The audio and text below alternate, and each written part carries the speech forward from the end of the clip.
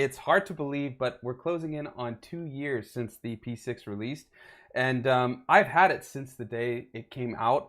There's a lot to like about it. There are definitely some issues with it. But today what I wanted to do is talk about some of my favorite cheat codes for making beats on the P6. Because, I mean, if you look at it, right, there is so much going on here that it can be hard to kind of understand how many things there are that you can do on this. There's tons of hidden features and menu diving. There's a lot of menu diving on here, but once it clicks, it starts to make sense. With that being said, though, I want to go over different cheat codes, things like parameter lock chopping, which gets us through and beyond what auto chop can do and stuff like that. So we're going to go into a bunch of different things, but we're going to start pretty simple and use the actual auto chop because I want to show something that is one of the easiest things to do on here. And while it's great, you hit a limitation with it pretty quickly. If you are watching this live, let me know if you have a P6, how long you've had it for, and what's your favorite cheat code for your workflow on the P6. Let me know in the chat. But to start, we're going to take these drums. I'm going to just make sure that the audio is working, and it looks like it is. If it's not, let me know in the chat, but it does look like it is. We're going to go to Shift Voice because I want to work, I think this sample, it's one I've made, is at 93 BPM, but I want to be 96, 97. So if we were to just put this loop on the 1, you'll see it's going to start really weird. See how it chops? And if I were to speed it up a ton, you can hear it's just way off, right? But if we set it, let's see, I think this is 93. Now it's perfect, right? But I want to work in something other than 93. So we're going to use auto chop, Shift Voice. And this isn't necessarily a cheat code. It's, I think, one of the primary functions of the P6. But I have had a lot of students that didn't even know you could do things like this. So I want to talk about it. But more importantly, I need drums to start. So we're going to chop these drums. I'm just going to do 16. And now you'll hear it only plays this single sound. So if we were to sequence it, right, it only plays that single sound. So now we can get into some of the cheat codes, right? So we're going to just set 4 steps, quarter notes. Sounds like a 4 on the floor, but that's not what we're going to do because if we hold a step, any step, you see how granular flashes? We have all these options that we can do. And after working with the EP133 and the MPC sample lately, I've really missed a step sequencer. So while I typically like to record my drums in live, we're going to use the step sequencer to do at least the kick and the snare. So we need a snare sound though, and that's probably going to be maybe D. Nope, that's a hi-hat. Let's go E. Okay, and then we'll do another E here. There's probably another snare we could do, but we'll just do those. Okay, that's cool, but I don't actually want that snare there. I'm going to put it off on this 8th note. Let's see what happens if we do that. We do have to change it though, so we'll go over here and put that to E.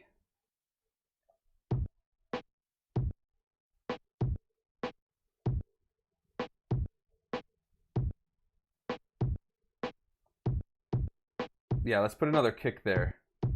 So that's where we're going to start with. Now, I want to play some hi-hats, but I don't just want them on here. I think I want 8 notes across. And so what I'm going to do is make this polyphonic, which means we have multiple sounds at once in the same sample. Then we'll go into our keyboard, find some hi-hats. Those are pretty much the same. Let's turn quantize off and let's see what happens.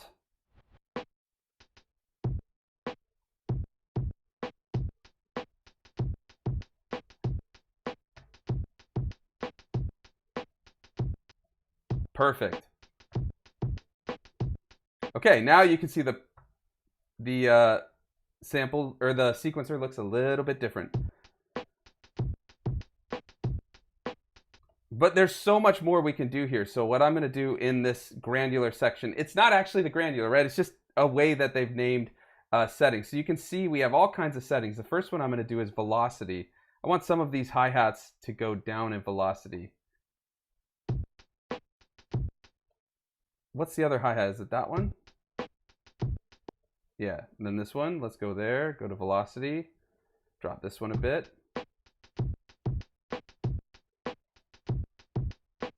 Perfect. Okay, now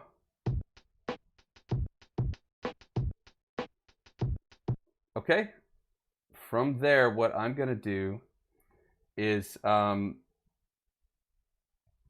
I want to make some variations and some probabilities. But before we get into that, let's talk what we run into with auto chop, right? We have our chops here, but we can't do anything to move where those chop points or slice points, start points are for every single sample. So it's fine with drums if you can get a decent amount of chops. But if we go into this melodic sample, right? If we were to chop this, and let's just go to 16, we're going to run into what I think is auto chop's biggest issue on the P6.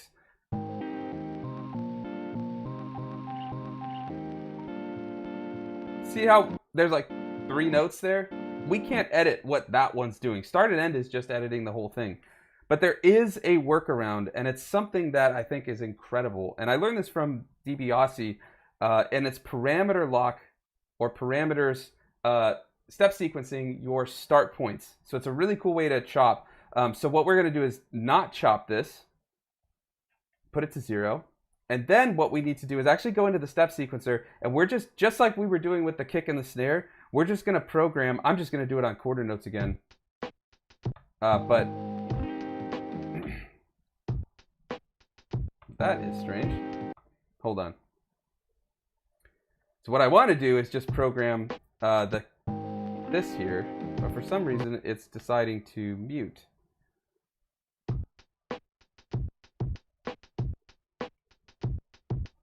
Here, let's see if this... Strange. These are issues you can run into. I always find there's some little bugs and weird things with this. I'm going to check why that is, though, because this should just play. But it doesn't seem to want to sequence. Oh, that's why it's muted. Perfect. Okay. Always double check your mutes. Okay, so we're going to go here. I'm going to just put these on the quarter notes. But here, every single one's just starting on the start point. We could move the whole start point.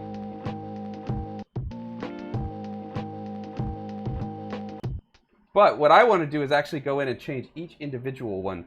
So once I've programmed the steps, I hit the quantize button or the record button. And then you can hold a step. And you see how you can hear a little preview? That's the tell. So if we were to adjust this one, hear how it's changing?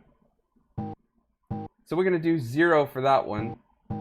This one we're going to set to probably about 30. So we're moving the start point to 30 in the sample. Hear that? And it's not going to play that little truncated version. It will actually play a full amount. Let's do like 80 something, and then maybe like 130. And now let's hear what that does.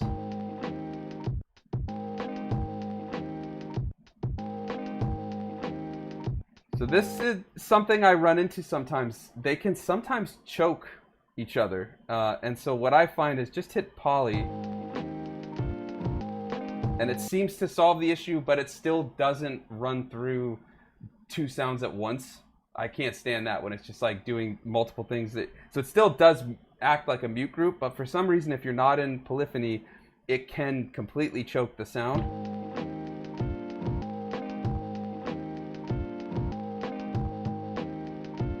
Okay, I'm going to put that one there. And this one, we're going to drop the velocity a little bit.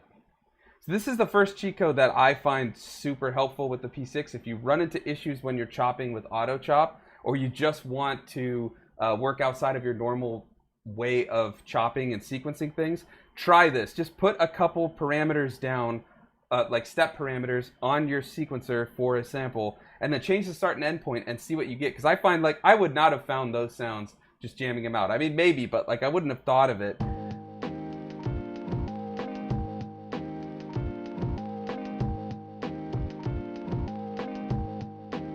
There we go. Now let's see, if we go back to this sample, I think I have this up a couple.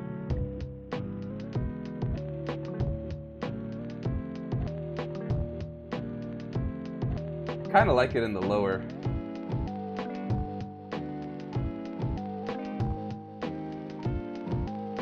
I'm just finding the pitch I like. I like that up 3. Okay, so next up, I am too lazy to make a bass. We are going to probably have to figure out the notes here, but if a sample already has a bass line, and I know I made this sample, there's a trick you can do on any sampler that has per sample filters. You can go in and make a high pass filter. Now, if you're familiar with high pass, you're probably thinking, are you nuts? High pass is going to take out the bass. But with enough resonance, you can actually bring up the peak where you're cutting. And so that's the next cheat code for the P6, because things like the SP here do not have per pad filters. And so because this one does, we can do this trick. So if you listen to this sample, right, there is some bass. This is an acoustic bass, but we can bring that bass up a little bit. So let's go into filter, and we're going to choose type, and we're going to go with high pass filter. Go back. Then we're going to go to cutoff, and we're going to cut it right where we think the low end is actually most prominent.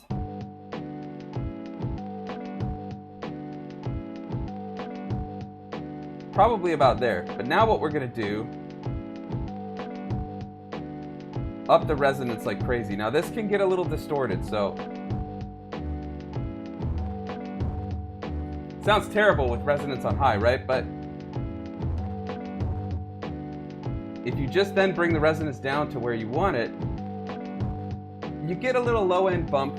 You bring out the bass a bit more, and now we don't have to worry about a bass. Now if we drop the pitch, I think it would definitely bring it out even more. Let's check this out. Let's drop the pitch down to like -2. Now the bass is pretty powered, right? But I like that. Also, I'm gonna put some lo-fi on the drums. I sampled this at like the lowest sample rate, but it can always be grittier. If we hold shift lo-fi, we can get in and control the amount. It usually defaults to 70, but I mean, check this out. If we put it to its max, those drums are just destroyed. But I'm just gonna put it a little bit. You can hear it's doing that choke again, right? So again, that's something I haven't quite figured out yet. Again, if we put it to poly, it does seem to help, but I'm not sure why it's doing that. I don't think this is like necessarily the intended way to chop on here, but it is a cheat code, so you can run into glitches, right? But yeah, so the per pad filter is great if you're running low on, or just don't feel like dealing with a finding a bass line or figuring out the note, or you can hear something in that sample you already have. That's a great way to go. All right, next up, we're going to talk a little bit about the granular engine, because this thing is very strange, but it's super powerful. So the key thing here is it really comes down to learning what all of the things in the granular you can do, because there's a lot of settings hidden in a menu. So if you go shift voice, which is G, you can find head position. I typically want that at 0. That's sort of your start point. It's like where it's going to start. And then we can go over to spread, and usually you don't want a lot of spread, I find, but for a sample like this, it can work. It's this little piano sample that I've put into the granular. Then we're going to go back to voice, hold on, and then yeah, spread, sorry. This is head speed. We don't want a ton of head speed typically, sorry. Spread is, that means you can see, look at this, your sequencer now becomes a way you can see what the granular engine is doing. And so you can see with spread maxed out, it goes all over the sample. This is your sample's length in the granular engine. Now here the spread, you can see it just kind of move. See how it goes a little random? But if we put it to 100, it's all over the place. Now this sample is just going up an octave on a piano. So I actually like having the spread up because it just really changes where and what octave all over the place. And when we get into a couple other settings, it's going to get pretty crazy. So if we go over to the grains, we can drop that a little bit. And you can see what it's doing now, the grains, density and size. And then, where is the one? Grain reverse. So some of the grains can play in reverse. Again, it really matters what you're sending into this that will play a role. Also, always check your attack, decay, and release on the granular, because it can really make changes. And if you're using a pattern that's already had some programming on it, it can make a big difference to what it sounds like. Okay, TNJ, is this weird one. I never even really deal with it. Grain shape, though, that's basically like a volume LFO. At 50, it goes up and down. We're going to just turn that off, though. And then one of them is a sawtooth, one of them is a waveform. And then lastly, the last thing I want to do, this is huge for granular sounds. GKYF. If this is up at 255, when you play different samples or different notes, they're going to trigger at different speeds. So if you're trying to do chords, it gets really messy. So I'm going to set that to 0.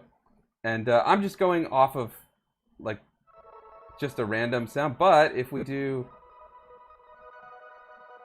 some chords now, that's not bad, right? If we add some reverb, if we use that original sample and play that same thing, right? We were doing a D major, I think. Well, first let's set it to poly. So this is what it sounds like with the original sample. It's fine. But if we put it to this, now we've got a bit more of a pad going on. And if we smooth it out a little bit more with some attack, bring up that sustain and the release, and we'll put on reverb in a second. Let's go over to reverse, bring that up a little bit. That'll work. Now if we do that chord that we had, there we go. There's all kind of crazy sounds you can get from that. So let's go over to mixer, and we're gonna do send delay. We're gonna up that, send reverb, up that to max. And then now we have to go to the delay reverb to actually get in and make changes to that. Let's check what the time is on this delay. We'll do a dotted eighth. Yeah, that works. And then let's go over to the reverb. And let's check the reverb. Reverb type. I like the ambient or the mod. Yeah, we'll do mod. That'll work. Okay, so let's see if we can get a sound on top of this sample.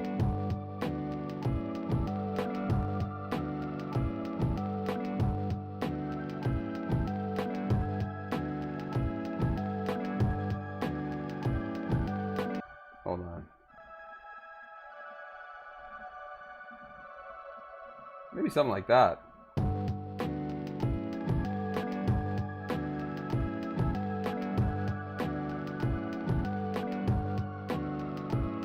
Okay, gotta do G.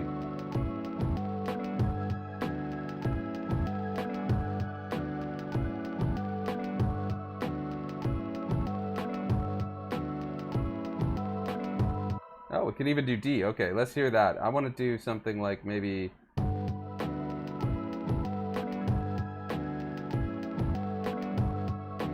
These keys aren't always the best for playing something, but it works.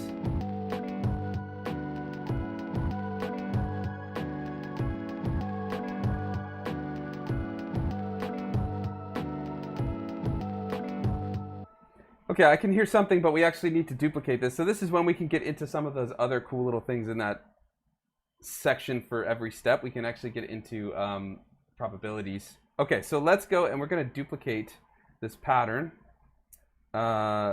If we go over to shift play and then hit duplicate, now it's going to be 32 steps. So we can see if we get out of the menu, we now have 32 steps. So I'm going to go in, and on this one, on these drums, get out a keyboard. Let's actually put another snare here. And that was E.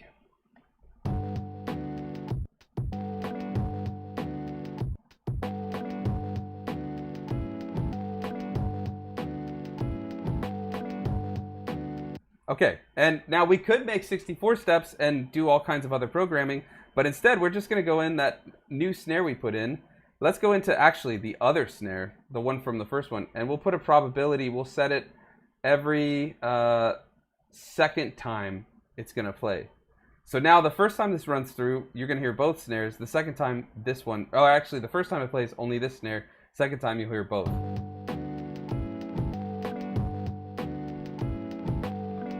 See, it didn't play, but now it's going to play. Okay, and let's put another kick maybe right there, and we'll do that one at a different probability, every one of two.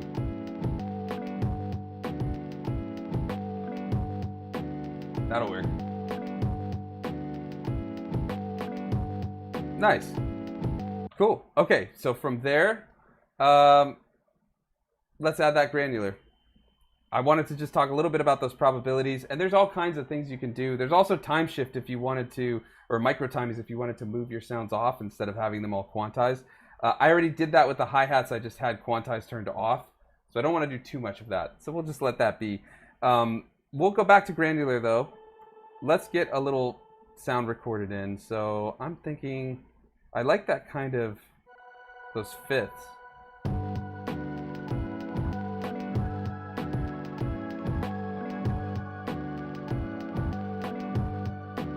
That's almost, I think, 4 steps. So we might have to duplicate that again. Let's do that. So we'll make 64 steps, 4 bars.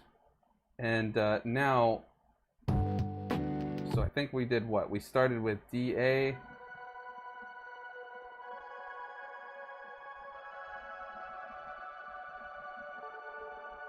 Something like that.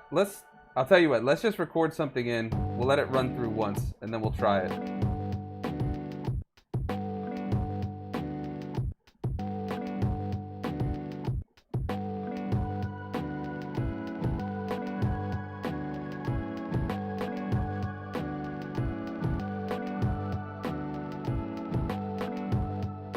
Okay, so let's see. Did that not record, or did we do too many bars? I think we did too many bars, huh? Or is that muted? It's muted.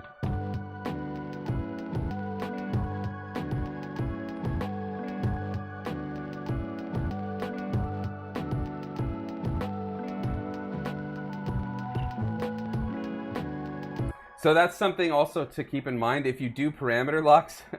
When you mute that step or that pad. So like if I mute the granular, right, it just stops. Well, it's got a long release, so it's going to keep playing for a second, but it just stops. But this one, because we did parameter locks, it's going to play the rest of the sample. So I think you could go in and edit your endpoints for every step, and then that way it actually cuts it. But I don't feel like doing that. But do know that is an option you could do if you wanted to play the track beats a lot and stuff. You're good there. So there we go.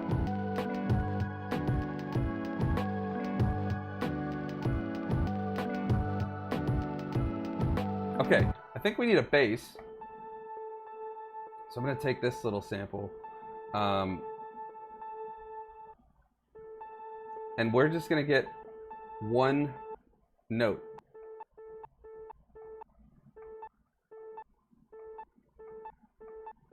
Yeah, that'll work. Drop it maybe 12 steps.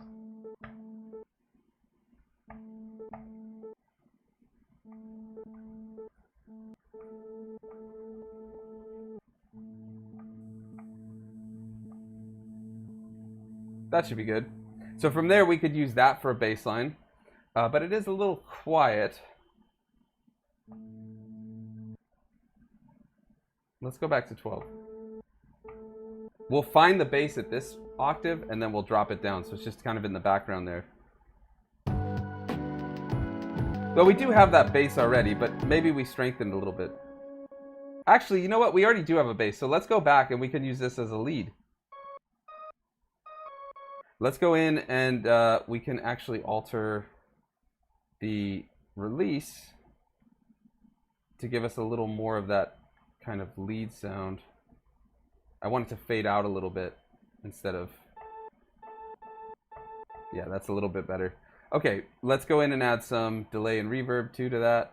Luckily we got the sends on everything. We'll go there. Let's get a lot of reverb.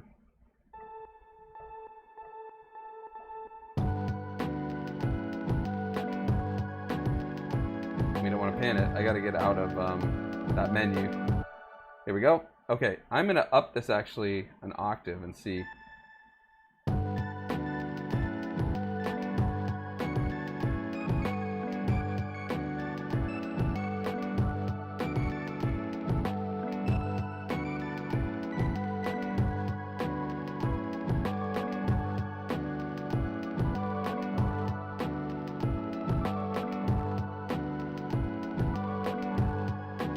That could work. Yeah, let's do something like that.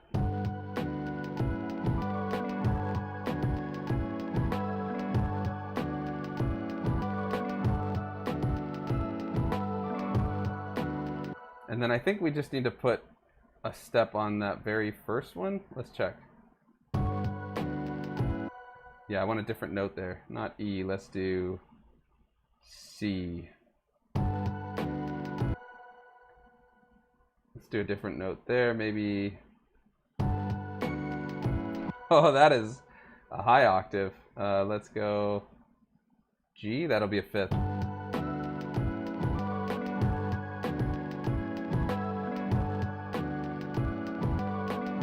That'll work. So there's a lead if we need it. We can just mute it if we don't want it. Okay. The last, well, we got two more cheat codes I want to talk about real quick. One being, this is something maybe a lot of people know this, but I never realized until very recently. But I always talk about my issues with the bus effects and how send effects send parallel to the bus effects. So anything you have in send, right? If we do our little... Hear how everything in the reverb is just playing like normal, while everything in the main bus effect is being treated by this effect that I've got. There's no way to change that besides just not sending things to the send effects. But something I did just find out recently is if you hold MFX, see how your sample pads light up?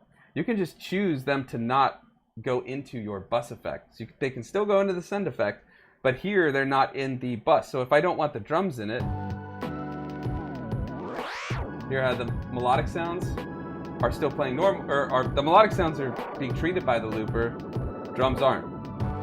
And so it does give you a little more flexibility, like if you do have things in the sends and you know they're going to be in the sends and you can get away with not having them in your main effect, then you can bypass sending it to the main bus effect by just, it's basically like a bus mute.